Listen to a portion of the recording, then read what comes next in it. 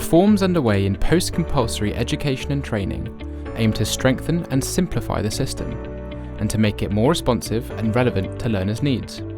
The current picture shows that strategic planning and delivery of vocational provision and A-levels for 14 to 19-year-olds between schools, colleges and local authorities is too variable. In the best examples, local authorities and colleges work together and establish strong links between themselves and with schools to make sure their offer matches local needs. But in other areas, 14 to 19-year-olds have limited choice of courses or programs. Self-evaluation processes are generally strong in post-16 providers, but improvement planning is too variable.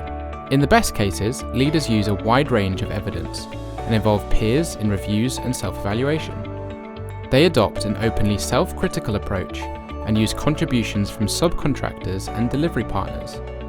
However, in general, post-16 providers do not use learner feedback well enough to improve teaching or training, or critically evaluate their impact. Most colleges and training providers have reviewed and incorporated the new professional standards into their learning policies and practices. The challenge remains to develop practitioners' role as both subject or vocational specialists, and experts in teaching, learning and assessment. Although professional learning is now more closely matched to roles and departments with a focus on improving quality, there is still a way to go to realise the full benefits of the new standards and improve professional learning across post-16 providers.